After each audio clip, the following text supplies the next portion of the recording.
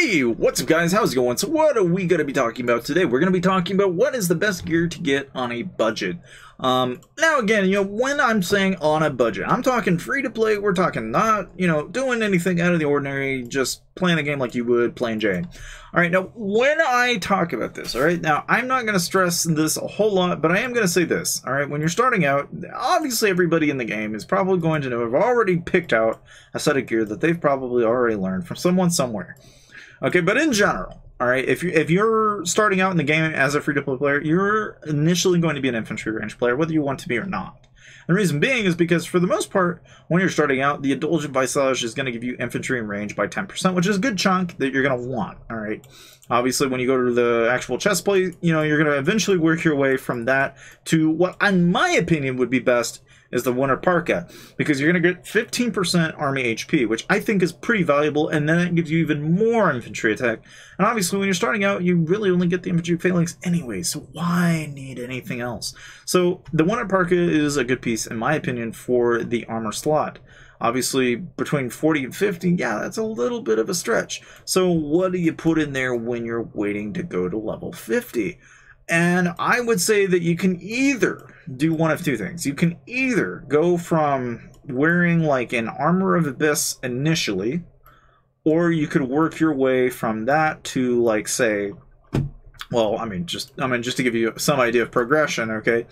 You could, okay, in theory, and this is really saying a lot, when it comes to the actual levels themselves, it's not out of the question, okay, if you wanted to go through, like, between an Armor Abyss or a Grimy Plate, there's no wrong doing in going into a Grimy Plate if that was what you wanted to do. And I know some of you guys out there are probably already got that Regal Plate Mail, and you're saying, well, what's wrong with the Regal Plate Mail? Look, it's only going to be good for that capacity and not much else. And that means that, really, if you're just trying to clean players out, great, but that's not really going to help you in a fight. So, having that said, right, if in my opinion, I think you ought to go to a Parka.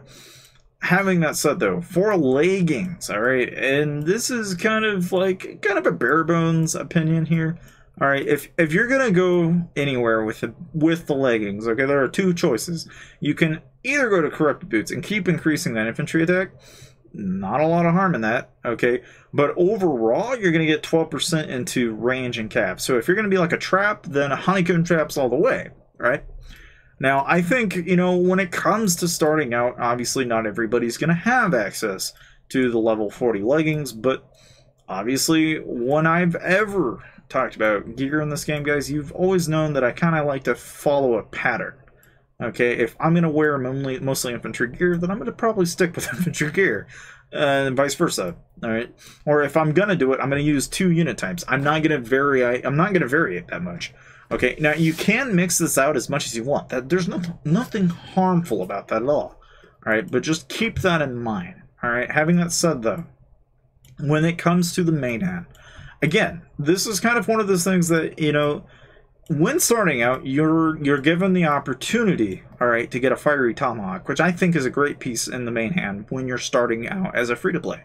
It is an absolutely beast of a weapon to have when you're starting out, because it's going to basically giving you, 10% into the cav, 6.5% in infantry, and then 3.5 to range.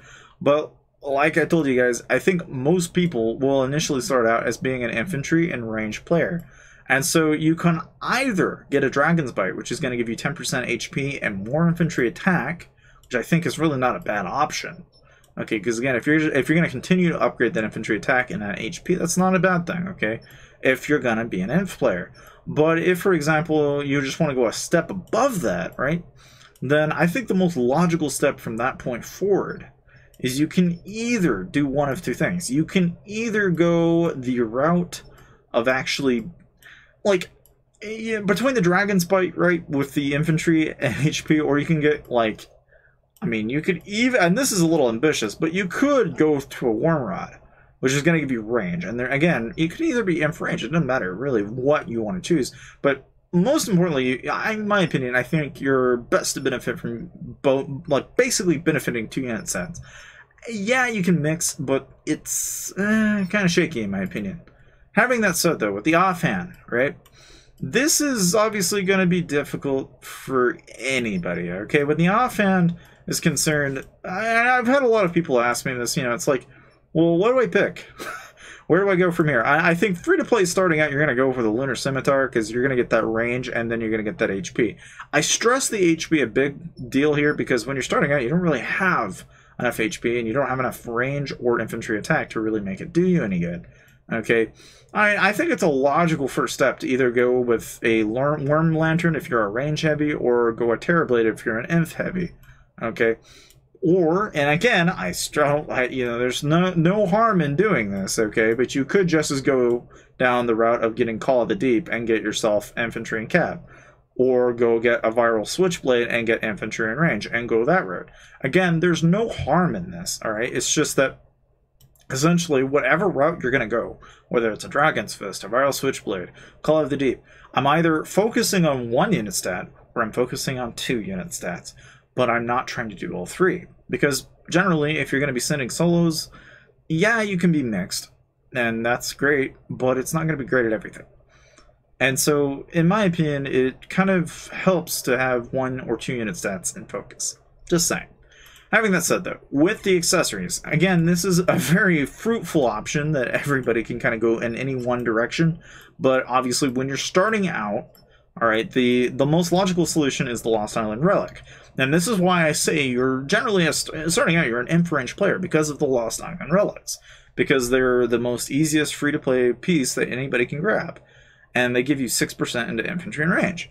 And because of that, you're kind of stuck with them until at some point you can do one of 3 things. You can either become a cav main, which, you know, obviously, in case you're wondering what some of the best pay-to-play gear pieces are, it's like the Fear Drum, the Terror Vial, or the Blight Ring in particular, okay?